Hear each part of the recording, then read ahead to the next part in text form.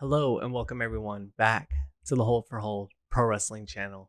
Today is a very special day. As you can read, hopefully you can read from the title of today's video, we will be discussing, overanalyzing, and truly getting to the bottom of the Roman Reigns experiment. This is a topic that really was entrenched in me as I came back into the pro wrestling fandom. As it was just polarizing everyone. And I think it's a great start for anyone who's a little bit confused as to how Roman Reigns became the Roman Reigns he is today. But before we get into all that, I would really appreciate it if you would like, subscribe, and comment down below on this video. Share this video or this channel. Whatever you can do to help the channel out, it's greatly appreciated. But anyway, back to the topic at hand today. Roman Reigns, the Roman Reigns experiment, as it's commonly referred to as. We're going to answer the essential question here. Did it work? To do so, we're going to be diving into the origins of this story, talking about it as it was developing, looking at the overall goals for this story, and answering the question. Did the Roman Reigns experiment work? So let's start off today with the origins. I tend to believe that the origins of the story could be found in Brock Lesnar's triumph over The Undertaker at WrestleMania 30, defeating the Streak. This set off an enormous power play as the power rankings in the WWE shifted very drastically. Before this, there was not really this untouchable person since Cena. John Cena's his reign from like 2010 to about this time, 2014, 2013, where he was just unbeatable and there was no one on his level. Brock Lesnar kind of took that role on from here on out.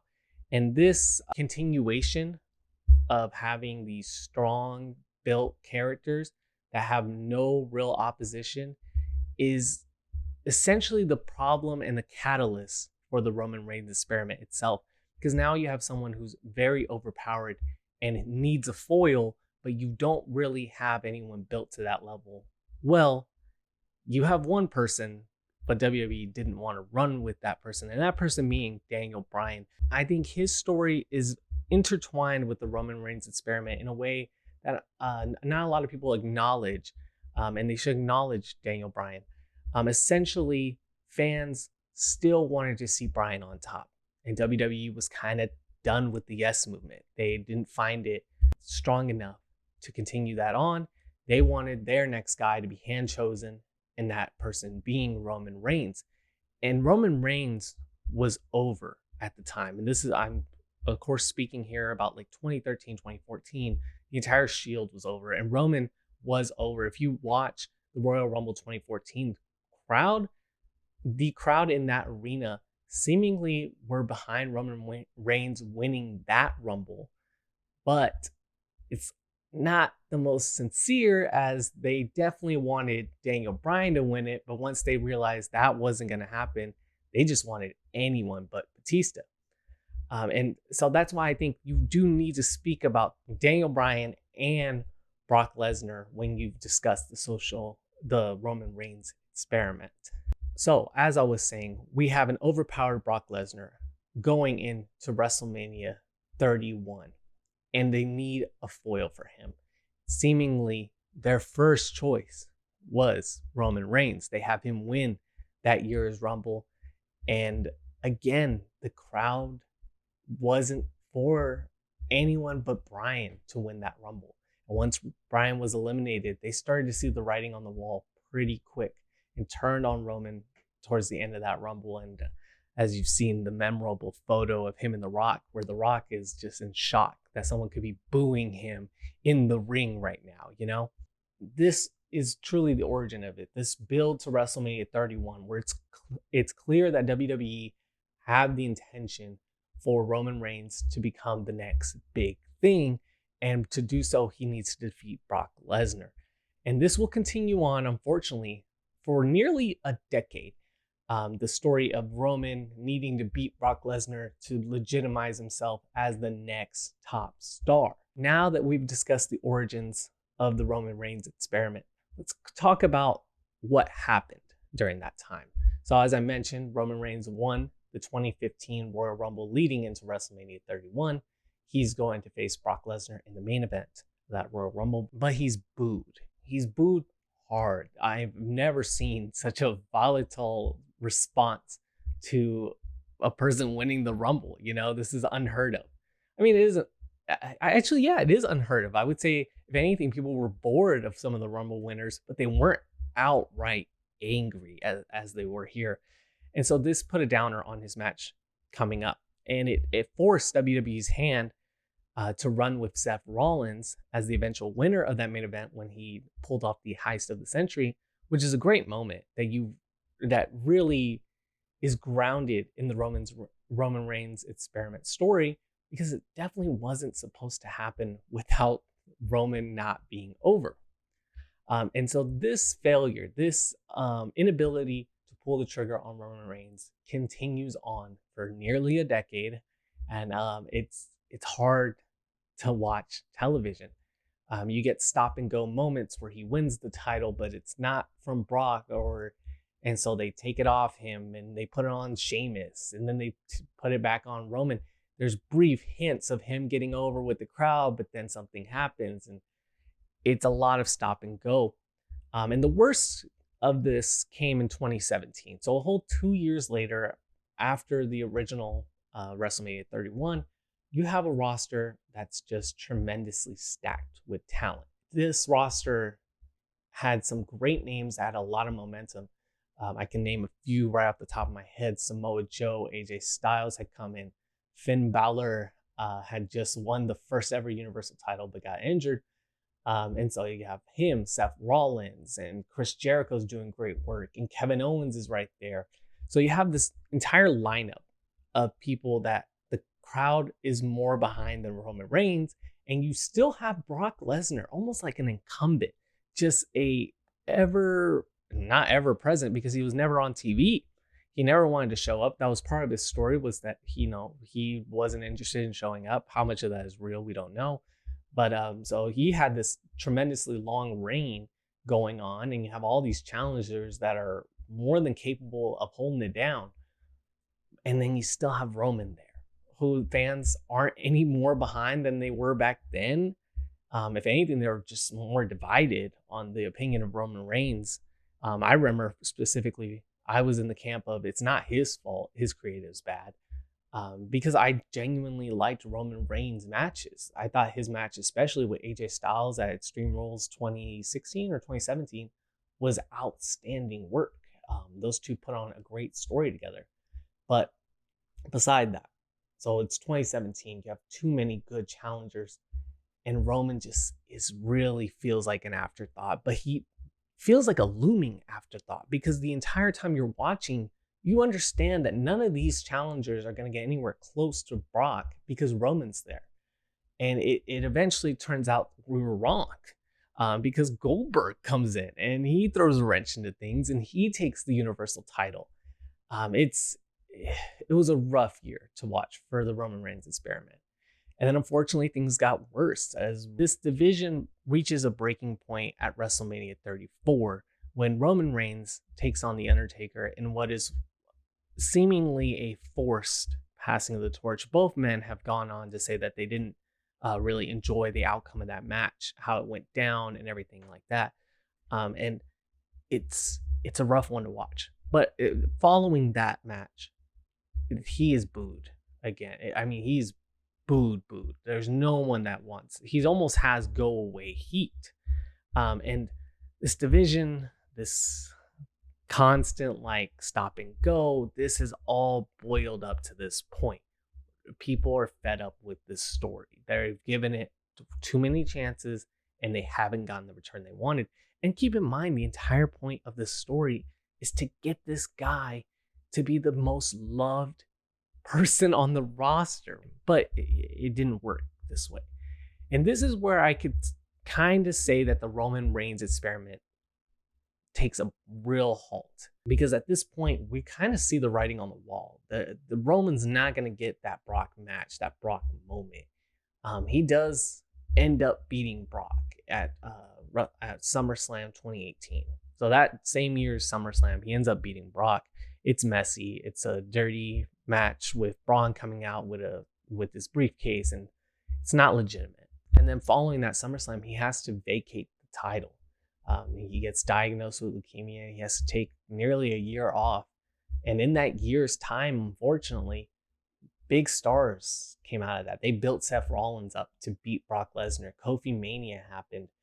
And when Roman comes back, the landscape's very different. And they don't know what to do with him. And it's a tough decision, honestly, because the crowd is back behind Roman in a new way, though. They've seen the human character of Roman, the person that he is, I hate the term to beat cancer, but to beat cancer and come back is very harrowing. And WWE doesn't necessarily want to profit or capitalize off of that alone. So they just kind of build them up again with smaller feuds that allow for their top people now to continue what they're going on and Roman to kind of find his way in. And I think it's the best way they could have done it. And with this hiatus, I kind of believe that the Roman Reigns experiment softly ends. I mean, we all know still that they want Roman up there again, and this is just, their way of building it back. But as with hindsight now, they never had the time to really force him down our throats again, as everyone says. They didn't have the time to push him like they wanted to, because as that's happening, Drew McIntyre is rising up the ranks, and he wins that year's Royal Rumble by last eliminating Roman. So it's kind of a passing of the torch there. Then we have COVID breaks out. Roman has to leave. He comes back, and then we really have the entire script is flipped, where he becomes the Brock Lesnar because Brock Lesnar's gone. So I'm the big bad now. Like, I am my own. In a way, he legitimized himself by doing this. He turns heel. He beats Braun Strowman and Bray Wyatt to win the Universal title. He starts off his long, long reign that we're still in now, by the way. And it's good stuff. It's really good television. Let's stop there and let's talk about, did it work? Let's answer the question. Did the Roman Reigns experiment work? And unfortunately, kinda, right? As I mentioned, it softly died. The story definitely died off. The Roman Reigns experiment was no more. And the script was flipped. He had become the big bad. He didn't need Brock Lesnar to legitimize himself anymore because he was already there.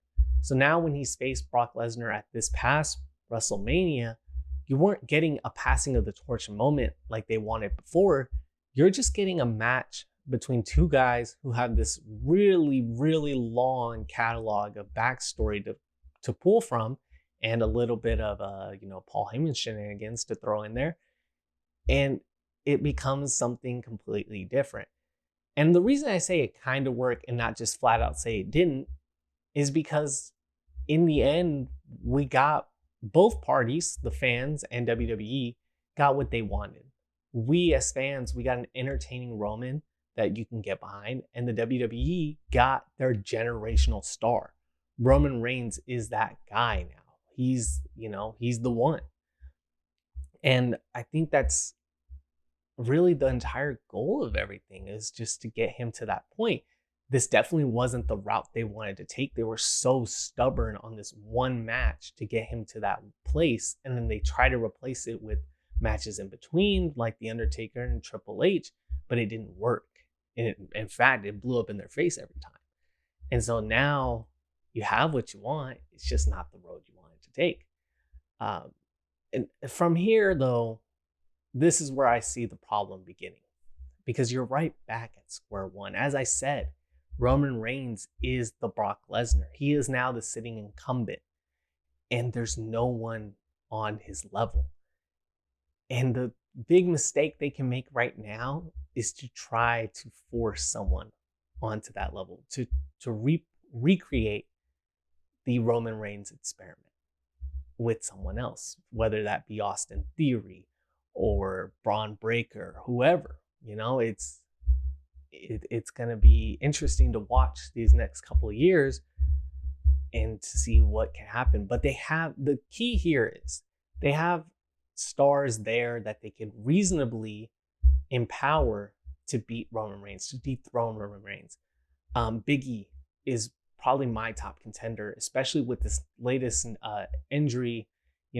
If he comes back, which is a big thing, that injury was really unfortunate.